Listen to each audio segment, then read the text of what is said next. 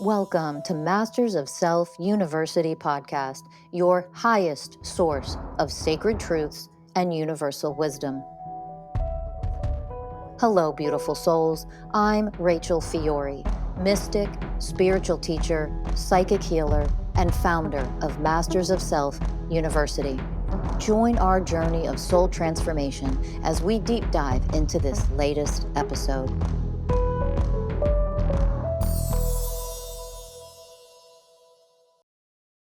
Hey everybody, and welcome to this episode of Masters of Self University podcast. I'm Ellie Lee.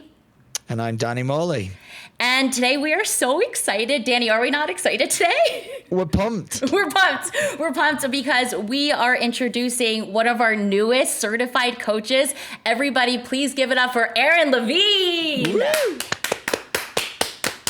Aaron, welcome. Thank you. I want to say welcome to the show like it's a talk show, but yeah, welcome. How are you? I am doing very well. Very excited to be here. And if you treat it as a talk show, then why not? Yes. Now, Aaron, you and Danny, you guys were in the same class, and now you've been on this journey together. How was it being in class? Before we get to know Aaron, what was it like getting certified with each other?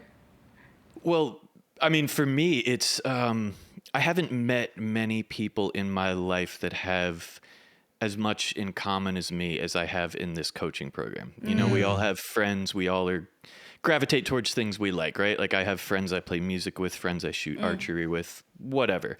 But we have kind of that one big thing in common. And going through this certification, learning about things like HSP, which I'm still very hesitant to label myself, but I definitely am what this Aaron, label join the club. implies. This is the HSP club. Yeah. HSP. Yeah. But it's that type of thing where I realize these are the people I have everything in common with. And it was really, I think part of it is also being so vulnerable in a group setting in a way I never had been, but just feel like I could become and have become friends with everyone in the group. And it's not like that, oh, we play music, we have that one thing in common, right? It's like, oh, we could do anything, but all our habits, all these life things are in common, so much more than most of my friends from my life, which I don't want to negate those amazing friendships in any way. Yeah, the friendships outside of MSU are amazing and great, and I have, obviously loads of them. But at MSU, we really connect on like a soul level. So it's a much deeper connection, even if we've not met in the physical. You don't need to, because we're seeing each other for who we really are, these beautiful infinite light beings. And it creates a bond in a way that is not replicated outside of this, at least in my experience. Yeah, and I think what I noticed about your class is how many men you have in your class, which is like just to be sitting here with two healing men is just bananas to me. But what is it like? I guess, Aaron, we're going to get to you in a minute, but I'm curious because you guys have shared this experience together. What is it like to be in this space and be a man? Because this is usually a space where men are like, no, I'm good. I would never touch that. I would never go near that. Well, for me, I don't look at it through that lens. I see as a man who's been on this journey, this healing journey, I just see no difference between man and woman and what to do with healing. So for me, there's no difference, and it is interesting that there is more men in the group, but we're all one, and gender is just something that we're born with. And inside there is something that I've contemplated, like am I a man or am I a woman? Well, I'm a spiritual being here. So the real truth of who I am has no gender. So that's kind of the way that I view it. Aaron? Similar to Danny. Well, to start off kind of with where he left off, like maybe in another incarnation I was a woman or something, right? Like I think there are these somewhat new ideas to me, but ones that make complete sense. Like, does it matter? But in this body here on this planet at this moment, I haven't thought about it in that sense, but I do notice a lot of these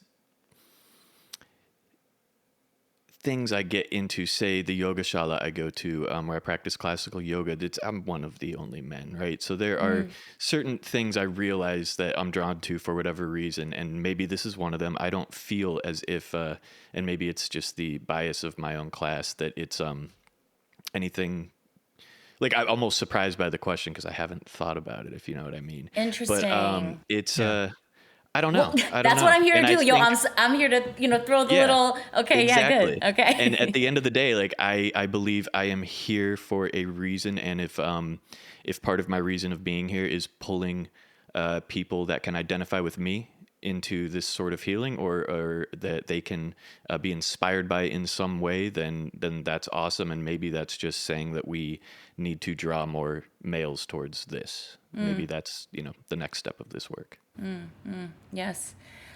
So first of all, congratulations, because you are a certified coach. All right, you paid your dues. For anybody out there who wants to get to know you a little bit, can you give us a little short bio on how you got to be right here, sitting with us, doing this podcast right now? Yes, let me keep me on track. I'll be as concise as possible. Okay. Grew up moving around the country. My dad worked for the federal government, and so different places, different states. Never really had super close friends because I kept moving. Ended up in Virginia on the East Coast of the United States, and was not like a loner. Always had close friends, but I think at this point in my life, I'm realizing I didn't have that much in common with a lot of my friends, like to what we were just talking about at the beginning of the episode, where again, close friends, but so always kind of felt different in a way, and grew up and fell into music and played in punk bands and metal bands, and kind of thought I figured out what my life was going to be by the time I was 13, 14, and really gigging with bands for the first time. And started falling into drugs. And by the time I was 18, I did my first stint in a rehab. I was fell in with opiates, with heroin and morphine and things of this nature. That was my spent maybe a decade doing that stuff. And so 18 rehab, 19 a longer rehab, 20 I was in jail. And so it was this cycle. It was the first time I recognized a program and a cycle, right? And so looking back on it with the viewpoint from this work, I'm so happy that I recognized it, and having this vantage point. It's like, oh, there were programs going on there, big programs, and now I can look back and be appreciative of it and realize that I learned or I gained some wisdom. And so after that, I was pushing down my intuition. I did this for my whole life. I never listened to my intuition. I wanted to play music. Everyone in my life told me, no, that's a hobby. Don't do that. You got to find a real job. I started different degrees at schools. I studied, started an electrical engineering degree, dropped out, did this, that, and the other, right? Never really followed through. And in my head the whole time was this intuition, like, no, play music and things of this nature. And I fell into the audio industry to be around music. I at least listened to my intuition a little bit, but it was more frustrating than not recording and working on other people's music and dialogue, etc. While knowing in my head, like, hey, I could do it better than that guy. Not to judge or compare, but those were the programs running in my head at the time. And so it's March, about 13 months ago, I guess, I was working at a recording studio in Maryland, Omega Recording Studios, and I had just fed up, and I quit, and I didn't really have a plan, but I knew there was a lot I needed to do. And through that kind of time of exploration, I moved out of Rockville, Maryland, got a little more in the country, which is my goal, and fell into this work. I heard Rachel on Paul Chek's podcast, and I was slowly coming to certain spiritual avenues, stuff I'd never really thought about, stuff I would have made fun of myself for and called me woo-woo even just a year ago. And something just made sense. She was authentic and inspiring in a way that I hadn't heard someone convey, especially about this type of work and about this type of healing. And I'd never considered myself to be a coach or anything, but I've taught audio engineering. I've taught different instruments as a music teacher, and realized like, oh, okay, maybe that's something that I could do. But really, it was just, I think the first time I truly listened to that intuition, I was like, there's something here. I got to figure out a way to work with Rachel and join this program. And I'm so happy I did. And through that, I have begun listening to and tapping into my intuition on a regular basis. And it has changed my life and my path, to say the least. So hopefully that was as concise as possible. That's great. I really feel for you with the whole intuition thing. When my big struggles with life were kind of revolving around alcohol. Being from the UK, there's a lot of alcoholism over there. It's very strong in my friends and family. And about mid-20s, I would say around like 25, I first started getting this intuition that I should stop drinking, or at least calm it down. And I was trying to listen to it, and I was acting a little bit, but I didn't listen to it enough. And it eventually took me into, it was one of the contributing factors to my depression. And ultimately, I'm grateful for that because it caused an awakening.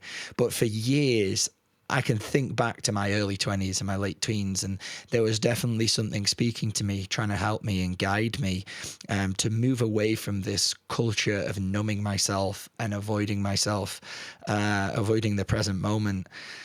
But I wasn't ready to listen, which is all part of the journey. But there's part of me that wishes, if only I would have just paid attention to that, or had a guide who would allow me to really tap into that. And that's what, we've all found now is we're being guided by our own hearts.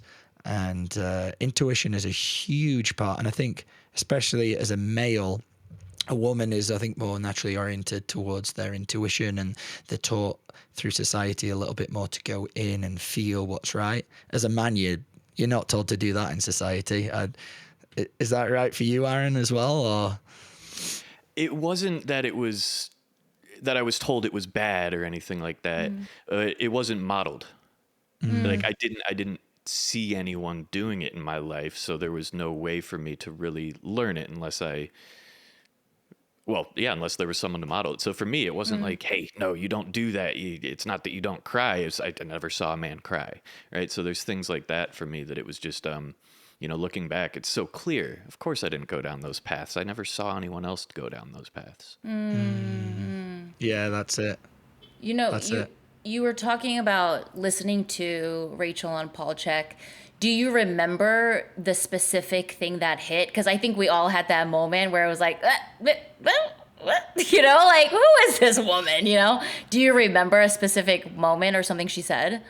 I am trying to, off the top of my head, no. That was a while ago, and I am an avid podcast listener. So I do remember. I rarely listen to podcasts twice, and that was a good 3-hour podcast I listened to. That was a 10-hour podcast episode. Yeah, it was amazing. But I mean, for me, Paul Check is someone that I look up to. He has a certain integrity. He is very credible in my world. And so anyone that he has on that he chooses to give that time, I'm already a bit more opened up to. With Rachel, it was interesting because it was not someone I'd heard of. It was not someone that was on my radar in any sense of the way, let alone this work, nothing I'd ever thought about. But I might not remember a specific word or phrase she used off the top of my head, but what I do remember is what I alluded to in the intro of this podcast, of really feeling her integrity and understanding that this is not someone that's trying to sell you something. Like, yeah, she has something you can pay for, right? So it's hard for a lot of people when you're in the mind to really get around that and realize that she's not just asking for money. But when I was really in my heart and following that intuition, I could really sense that this is someone who is not just walking the talk. Like, she's really living it. And you don't have to virtue signal when you are living it. Your actions, her words showed me exactly who she was. She wasn't sitting there, hey, you're going to feel the best. You're going to be the best coach ever. It's no, I see who she is. I hear her talking, and that's what I became attuned with. It was like, I want to have that integrity. And so I would really say it was just the overall, not even her words, but how I felt her message and how I could see that she was truly living it. Really nice. You know, do you feel like the transformation, talk about the transformation a little bit, right? Because you've spent these last 6 months just diving deep. This whole program is, hey, look at all the dark spots. And we're like, oh, okay. So what has the transformation process been like for you?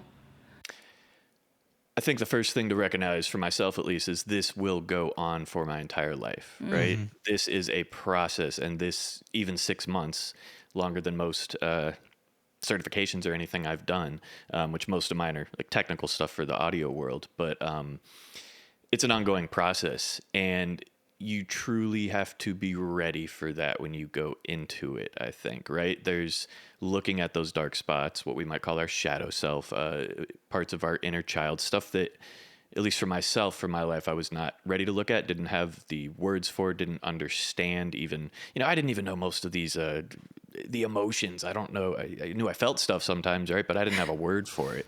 So for me, a lot of it was at the start, learning to define these things I already dealt with and felt, right? And then getting to a point where I realized, I've been suppressing emotions for so long. And that's one I'm still working on to this day. And that I, again, will probably always be working on, is allowing myself to feel the emotions. And to Danny's question earlier, I never saw it modeled. I didn't see males truly feeling their emotions. And if they did, it was, by themselves away from me. They didn't model it for me. And so I unconsciously took that on myself. Did not feel my emotions, still have a harder time getting in there. And this transformation process, though, one of the things that you quickly realize is it's not sitting down and doing work all day, every day, but it is intertwined with your all day, every day. You start thinking in a different way. You start noticing how you're showing up in the world, right? Noticing your shadow self. You start realizing, wait, where did that thought come from? That is disempowering. That's a powerless thought. I'm choosing to view myself as a victim in this situation. And when you drop into your heart, when you allow yourself to see the truth of that situation or gain some wisdom from it, it's like, why am I a victim? Only because some thought is up there telling me I am. I am not, though. So as I go through this transformation, and again, just to reiterate, I don't believe it will ever stop unless I choose to stop doing the work, which I've gleaned such powerful benefits thus far. I don't believe I will choose that. And as I go further through it, it's hard to put my finger on what that point was where I realized what I was just saying, that I won't actually stop it. But it was powerful, and for me, doing it in a group is what really, really helped and really allowed me to see, even disparate people, different genders, different ages, realize we're all running the same type of programs, the same thought, behavioral, mental, emotional patterns, and realizing we can identify with everyone. We're not alone, right? And that in itself is that program. Like, I feel like I'm alone. I feel like I'm the only one that deals with this depression or this, that, or the other. It's like, nah, we're all doing it. And that's when I really knew, this is powerful. This is so powerful. There is a power in that group work of being able to see someone else in your trauma. Seeing someone else going through the exact same thing you're dealing with allows you to look at it from a different lens and oh, I get it. And I still have love for this person, so I need to have love for myself because this is something that I deal with. And it's really, really moving to see other people go through blocks that they've had, traumas that they've had. Every Thursday I normally shed a tear just because I'm seeing someone else go through something so raw and so powerful, and it's beautiful. Yeah. One of the things that you said in there, Aaron, it reminded me of the yogis going off and hiding in the caves and reaching, these enlightened states. And the differences between them and what we're doing here is we are living the wisdom. we're bringing this healing to an everyday scenario. Yeah, if you went off to the cave and sat in there for months on end, you could achieve this great enlightened state. But as soon as you come back to society, I know Ramdas talks about this.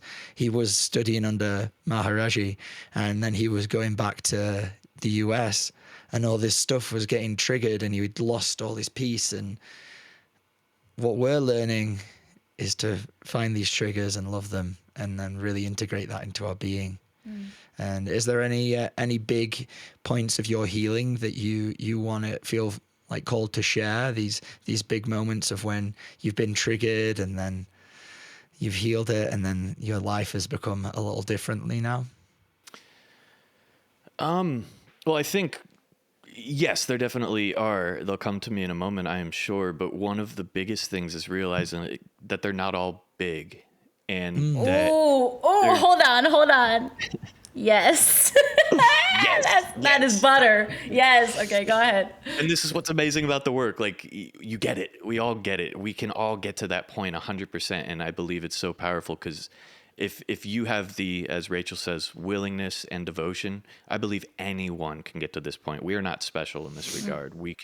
Everyone on the planet can do what we are doing here. We just happen to be doing it right now and talking about it, right? But anyone. So it's all throughout your day, right? We have these big triggers, these big traumas, and for some of us, they are like you got beat or raped or something as a child, right? Like even in Western society, we recognize these traumas, but most of us do not recognize these small ones throughout the day. And maybe they were triggered by something big as a child, and maybe it wasn't something as big as being beaten or raped, but they're still, as an energetic being, right? We are all energy. And as this energy, your emotions might be as strong as someone who did go through that big thing. And we just don't, most of us, myself included for most of my life, don't recognize that. And so it's just so powerful realizing they're an all-day thing. You don't have to have been beaten to run programs and to have trauma and to have something to heal. We all have trauma. We all have something to heal. Some of the biggest ones for me, and looking back, people might think, oh, you used drugs, you went to jail, all of this stuff. Like that must have some big programs. It's like at the end of the day, no, those were symptoms of programs though, right? Like I was dealing with stuff I was ignoring. I was not allowing myself to feel my emotions. And when I was younger, I definitely felt them. So I got high and then I didn't feel them, right? Now that I'm older, I'm still learning to feel them, but I got practiced at it. I've been clean, but some people call it being like a dry drunk, right? I didn't drink much, but the whole idea, and you hear that in the NA and AA rooms, dry drunk is someone that does not actively use anymore, but that still runs those emotional, behavioral, and mental programs that led them to it. And so they're like gripping real hard, just waiting for something to happen, right? Because they still haven't healed anything. But a lot of the bigger ones for me were honestly around my parents, and realizing like I'm in a very, very new relationship right now, and I haven't been in a relationship in a couple of years. And yeah, thank you. And I got triggered the other night when we were on the phone, and it was nothing, right? It was this little small thing. But when I dropped in and I went to heal it and practiced what we are learning in this, or what we have learned in this course, excuse me, it brought me back to when I was 3 years old with my mother. Right? Like it's this realizing that a tiny thing throughout your day, just a little look and a little like kind of what was that type thing from a partner, that it comes from somewhere. And for me, it came from my mother at a very, very young age. And I'd been running that same exact pattern, feeling the same emotions I felt as a 3-year-old in many situations throughout my whole life. And it wasn't what my girlfriend said. It was how my emotional body perceived it, and it felt the same way as I did when I was 3, right? And even going back to that trauma, right? I almost even don't like using that word sometimes because, again, in Western society, we think trauma, we think beat or raped. It's like, no, I was in the car with my parents. My dad's driving. My mom, I think, was probably just in a sympathetic fight or flight state. And an 18-wheeler was driving by, and she was afraid that it was going to hit us or something.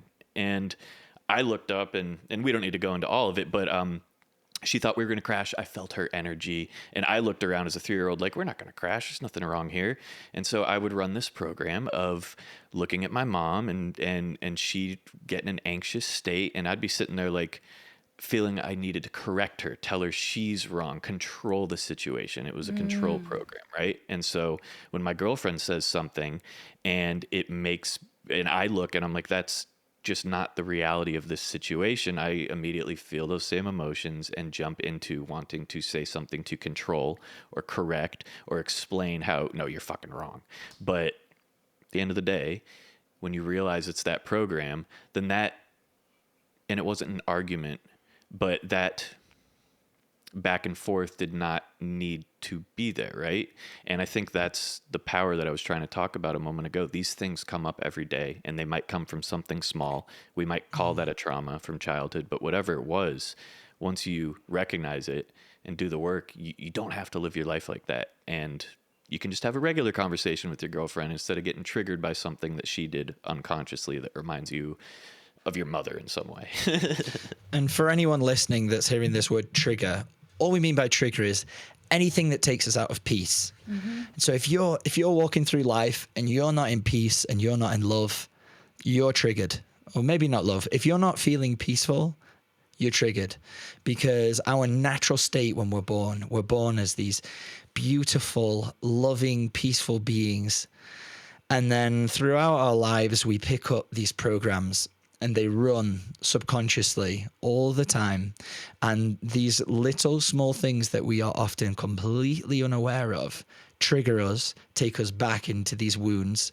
That's another word that you can use, Aaron, instead of, if you don't like using the word trauma, it's a wound. It's a wound that was created when you were young, and it's just picking open that wound for a moment and running this program. Yeah. And then instead of living out of peace, we're living in this wound. Yes. And it changes the way that we show up to the world, and it changes how much we enjoy it. And it can lead to, well, triggered people trigger people. You can trigger other people. So right. We're trying to get to a place where heal people.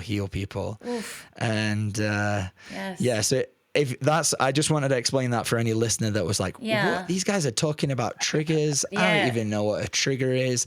And the work that we do is the first thing we do as a step as a coach is with you as clients, we break down what is a trigger, what are your triggers. We spend a whole week just looking at who's triggering you, why you're getting triggered, and really getting thorough through the process. Yeah. So I just wanted to throw that out for anyone listening. Yeah, thank you. That's a great explanation, because I feel like a lot of people, some people don't even know that they're triggered. You know what I mean? Like, it's wild. But something you said, Aaron, that really stuck with me is, think about all unconscious partnerships, right? Of the fights that go on every day, all the time, because you're looping in this cycle over and over again, and the projections, and how much that dims the love and sucks like the beauty of what what coupling is really about, right? And to have, to be in this place where you're in this newfound relationship and to recognize that, like, that's where partnerships are gonna go, in the future, is being aware and not staying in loops, right? Because we are part of the macro as well, right? So the more that we start healing in the micro, the collective is gonna be a reflection of that. So what a powerful, just story and description of what it really looks like to be in a conscious partnership, because conscious partner, you can't play with that. You cannot play with that. That ain't no joke. So props to you and your lady, okay? Yes, thank you. Yes. And I will say it's different. I've been in long relationships when I was younger, and this one, as I said, is very new, and we've already been able to, both of us having the fortitude to discuss certain things that I've been in relationships for years that we never took the time to discuss. And to your point, though, like, when it is conscious, when you're aware, like, okay, I need to bring this up because it triggers me or it takes me out of peace, or I run a program and it's not fair to this other person. I've not brought things up hundreds of times in relationships because you're running a program. I think it's going to make this person jealous, right, or hurt this person, or they're going to not see me as I want to be seen, right? A fear of judgment on my end, or, you know, comparing myself to previous boyfriends. I'm not going to be as good at this, that, or the other. And when you truly can come from a place of being in the heart, not overthinking it, not being in the mind, like allow yourself to be from the heart and understand when you are coming from love, it's different. It's like no relationship I've ever been in. And, yeah, I like how you described it, though. I had someone reach out on Instagram after me sharing something on codependence that Rachel posted. And we went back and forth a little bit in the DMs. And the thing that I was trying to get her back to, because she wasn't quite seeing where I was going and the teaching that Rachel was giving, is imagine if you could show up to your relationship with just love. Don't bring anything else to the table. Where would your relationship be? How far could you take it? And when you really think about that, Ellie's reaction is hilarious. When you really think about that, like, that's what a relationship should be. It's not a projection of your crap. It's not a projection of your wounds that you've had as a child. It's you're showing up to relate to this person. And how do you want to relate with someone? Well, I want to relate with them about love. I don't want to relate with them of, like, you know, being judgmental or being wounded in any way. I want to bring them love and I want to bring them peace. And that's what a real union is all about. But then also, you know, a true union is helping each other get there. Yes. Is like shining the mirror, holding up the mirror so you can see each other's wounds and we're on this journey together to grow. And I personally, I haven't found anyone yet up to 29, you know, that was willing to do that. And now that I'm in this program, it's so cool. You look at relationships through a completely different lens. In my past relationships, were never like that. They were always beautiful, and yeah, I've had some really lovely ones. But in terms of like finding a conscious partner, it's on a whole new level, and this work really allows that. Yeah, it elevates everything, does it not, Aaron? To say the least. And I would just say for people out there who are listening to this, because, you know, and to what Danny's saying, what I just said about relationships, it's, you know, I've always yearned for something like that. Didn't have the words, didn't know what I was actually yearning for, but knew like it was not in integrity to be like living of fear that this person's going to leave me, or of jealousy of an ex or something like that. Right. Yeah. So for anyone that is out there dealing with that, like, you have to allow yourself to be triggered and feel that trigger. Don't ignore it. That's where you can learn, right?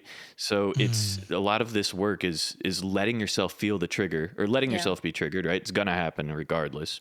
Allowing yourself to feel the pain and doing the work to heal it, such that you can gain the wisdom that comes from it.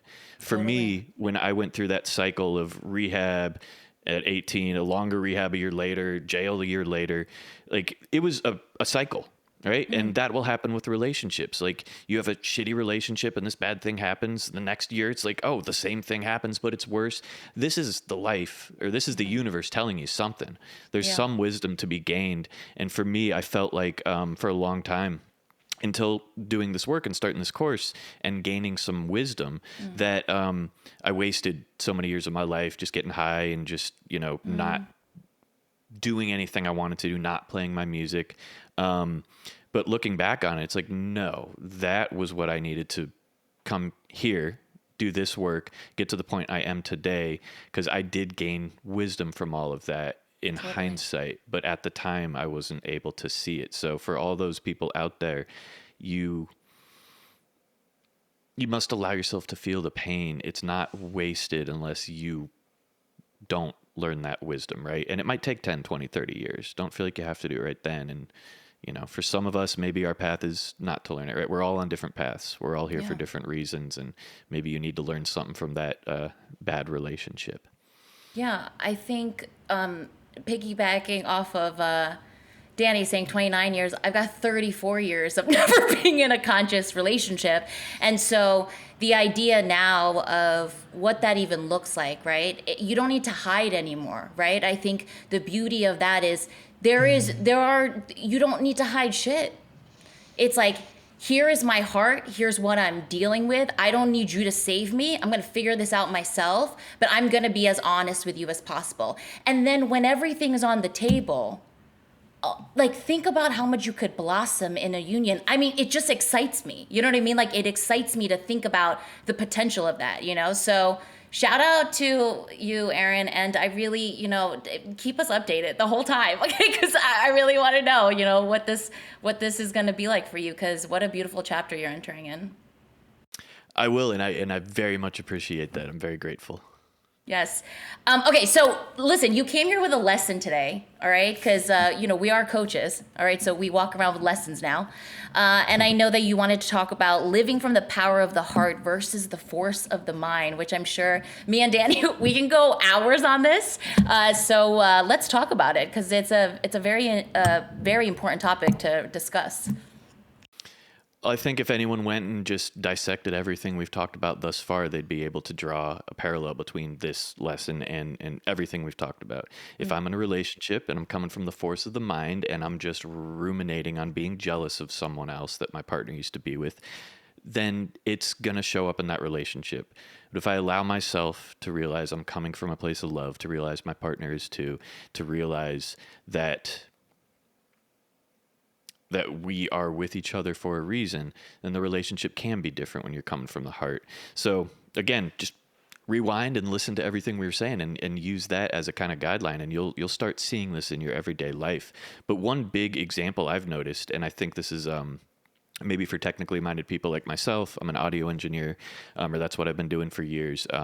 And concrete things have always helped me, and especially getting into this type of work. I always needed concrete examples before I was able to suspend the mind and really be in the heart.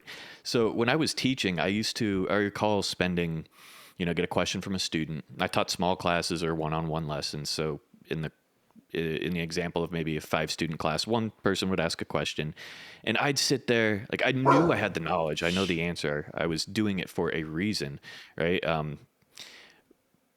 But I didn't know how to say it, and I wouldn't necessarily listen. They start the question. I think I know where they're going. And so in my mind, with the force of the mind, I'm already attempting to formulate an answer before they say anything. And then as soon as they're done, I go into it. I see a blank look on their face or another one of the students' faces. I attempt to re-explain it in a different way. And I would often explain something 2 or 3 times, and there'd still be like one student that didn't really look like he or she knew what I was talking about. Now, when I have done this work, and again, it's an ongoing process, but in my work that I've done thus far, I find myself getting a question, right? Knowing that I am hired for whatever I'm doing for a reason because I'm good at it. So I trust in my heart that I have the information. I do my best to listen while that person is talking, and that's a hard thing for me because, as you might be able to tell, I talk a fair bit. So I attempt to be in the heart. I try not to be in the mind. I truly listen to their question. I allow myself not to feel awkward if I have to take a moment to think about it. But when I drop in, again, knowing from the get-go that I have the information because I am in the right place. I was hired for this job or this teaching position for a reason, whatever it might be, or coaching position. I drop in and I find that whatever comes out, because I trust myself that I have the knowledge, that it ends up, I don't repeat the question or the answer 2 or 3 times. I just kind of go through it and it works. Now, this is, maybe it's hard for some to get because I am kind of speaking to more technically minded folks like myself right now, but it really starts in that trust, and it starts in allowing yourself to just not be in the mind formulating an answer from the get-go. Because if you are, you're not truly actively listening to what that person is asking. And if you are there for a reason, if you know you have the skills, if you're a professional or whatever, and whatever you are doing, you've got the answer. So be comfortable with that and allow yourself to not force from the mind. Allow it just to come from the heart. So just to throw a little bit of science out there for people listening, because everyone loves a bit of science. The Heart Math Institute has done a bunch of research into the power of the heart, and so it's the heart is 100 times more powerful electrically and 5,000 times more powerful magnetically than the brain. So the body works on electromagnetic electromagnetic electricity. Is that the right word? I think it's It sounds good. electrochemical, something like that. Yeah, Sounds all those good, words yeah. fit together. So it works off that. The whole body does. And so when we get out of the mind and into the heart is just so much more powerful. And we're not even talking on a spiritual level. We're talking on a physical level. It has way more power that they've been able to measure. 5,000 more times the power. We know that the world is made up electromagnetic frequency. And our heart has that. It's innately in us, and the power for us to heal is within our heart. It also contains, I can't remember if it's 40 or 400, but they're called neurites, and the heart has the capability to hold memory. We previously thought that it was just the brain that held memory, but our heart actually does. And there's, I think, a lot of science out there that also the tissues, the water in your body also holds memory. I think a lot of ancient cultures used to use water technology to store information and memory. And so the water in our bodies is very sacred, and it contains a lot of that. And the big center of where this is all controlled is the heart. So when we're trying to tap into these traumas, if you've ever read the book, The Body Keeps the Score, we know that trauma stays in the body as energy. Trauma is anything that we can't process at the time. So any emotion that comes up, if you see something really traumatic, your nervous system can't quite handle it. So it stores it in the body for one day to be healed. The work we're doing is getting into the body, opening the heart for this energy to be transmuted and healed. And in that, there's so much liberation. And so both myself, Ellie, and Aaron are all something called a HSP, which is a highly sensitive person. So we deal with energies way more than most people. We are much more sensitive to what's happening, and anything can traumatize us a little bit easier because of our orientation towards our sensitivity. So generally we have a little bit more to get through than most people. About 20% of the population out there are highly sensitive. There's a test you can go online and do if you think you're one of them. But I just wanted to bring a bit of the stuff that I'd learned about outside of MSU into this conversation, because it's fascinating to know that there is institutions out there, especially the work of Joe Dispenza, if you've ever looked at his stuff, of how powerful our heart is. We are barely scratching the surface. And if you really want to know its power, the easiest way is to just start looking in. Yes. And I would like to drop another, sorry, Ellie, real quickly. But speaking about the heart and reading about it, there's truly so much we don't know. Tom Cowan, Cowan, wrote a fantastic short little quick book called Cosmic Heart, Human Heart. I've got it on my shelf right over here. And it's talking about, and Rudolf Steiner years and years ago talked about this in some of his talks. Some people say he channeled, whatever we want to believe about what Steiner was saying, but that the heart is not actually a pump. It's doing a lot more. It's doing different stuff. It's not a pump. That seems to be pretty proven these days, even though allopathic medicine doesn't really accept this, right? But just to Danny's point, there's so much we're learning. We are energy. We are more than just these physical bodies. And we can measure these things now with tools developed by our military to measure our cell phone signals, different forms of electromagnetic frequencies, your Wi-Fi. We can measure this in human bodies now. We call them subtle energies. That's what a lot of people will talk of them as about, but they are real. These are energies. These are frequency, and we're getting to the point where Western science can quantify certain things. Doesn't mean it's out in the mainstream yet. Doesn't mean most people know about it. But it also, because I have one of those brains that I want to learn it all and I want to know all about it.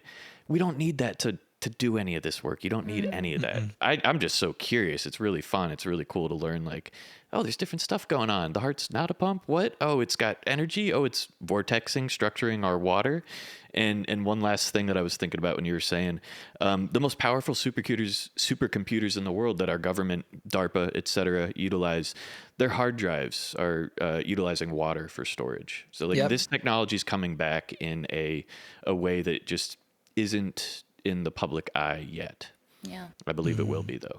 Yeah, and I think that's the I could use the word simplicity, right, of what Rachel teaches of dropping into the heart, which is something that you hear about it, but you're like, what does it mean? And I think that's why this work is so profound, because you're doing it on your own and you have all the tools within you to really heal these things by literally opening your heart and loving these wounds. And that's why this work is just mind blowing, right? Because we're really I mean, I feel like we're at stage one with the heart, and the more you guys talk about the heart, I'm like, man, we really don't know like how vast and deep and wild it is, but just to be connected back to the heart. Because I think for me, like, I was disconnected from my heart for so long, you know, like I'm also a New Yorker, you know, so like I was angry all the time, you know, I hated everything. And you know, coming back and being connected with my heart is such a game changer, you know, because you start to view everything with love, and then everything changes. And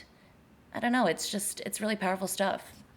Just this last week, I had a trigger come up of being overwhelmed, and it was to do with like emotionally overwhelmed from a woman that I was talking to. And I sat down and dropped into my heart, and it was the first time that my heart showed me that it was closed. And whenever this has happened over the last 3 years, I would get talking to a woman, I'd feel overwhelmed by the intensity of their emotion, and I would close my heart, but it was completely unconscious. I had no idea I was doing it. And then it wasn't only until I sat down and really opened my heart up that I could see it was closed. The light was shining so brightly I could see all of the shadows. And it was this instant moment I went from knowledge to wisdom. My heart was showing me what it was. It was showing me how I've been showing up for the last 3 years in relationships. And so this is the wisdom. There's a difference. The science for me creates the belief and it gives me knowledge, but the heart is the key to really understanding the wisdom that lies within us. Micro drama on that. Yes. Sorry, go ahead, Aaron. I just said well put. I agree with that wholeheartedly, and I couldn't have said it better. Yeah. I'm really learning myself. I felt like when that happened, I learned more myself in those 10 seconds that it occurred than I'd been doing all this journaling and personal development for 3 years. Because in that moment, it went from just a true understanding of I see myself. Ooh. And so this is the work that we're being led to, is to stop asking so many questions to books, to guides, and start asking those questions to your heart. Oof. If you open it, you'll get the answers. And the more you're able to open, the more the answers will come.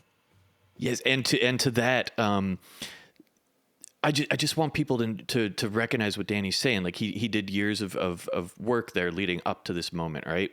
Most of that work was by his lonesome. He didn't have to go join a coaching program. He didn't have to do all this, right? I think something like this program really speeds it up.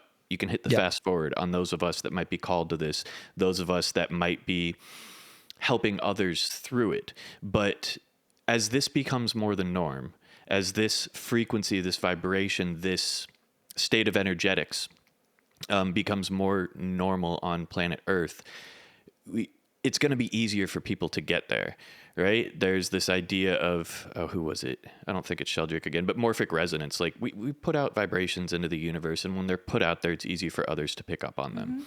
And the Heart Math Institute also has another super interesting study showing that the amplitude, right, the power, the actual radius of the electromagnetic field that we all put out. We are also we are a torus, I think, is the correct like shape of the human energy field. The person with the greatest amplitude, and you can think of amplitude as like the volume on your radio. If you're in a room, and someone has a greater amplitude of their heart, everyone else's heart will start falling in line, right? It's like your dog that senses when you're nervous. They're picking up on your energy field. They're not sensing something else. It's an innate thing for beings. And so having said that, as we are distributed across the planet, Ellie, you're in New York, Danny, you are in Colorado, I'm in Virginia, we're all coming online. This is all changing. We're all growing our light. Our fields are becoming larger. Even though other people aren't doing this work, we are in the presence of other people, and they can feel that. And I'm not trying to talk myself up or just talk this program up, because there are many avenues to get there. But my whole point is, this is how we make that micro to macro change, like you were talking about, Ellie. This is how we change the consciousness of this planet. And it's nothing crazy, and you don't need to go spend money on a coaching program. If you want to press that fast forward, this is the most amazing coaching program I've ever heard of or seen, and it has done me justice, to say the least. But we're all going to get there at some point. We have to. That's just how this evolution works, I believe. Yes. It's a skill of learning to open your heart and honestly, radically self-love and look at yourself in true awareness.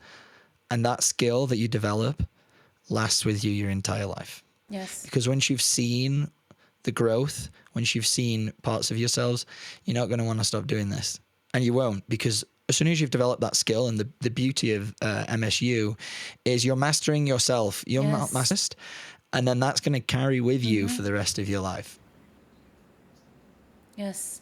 This is about accepting and understanding that everything is balanced, and without the dark, you cannot appreciate the light. And without the light, you cannot appreciate the dark.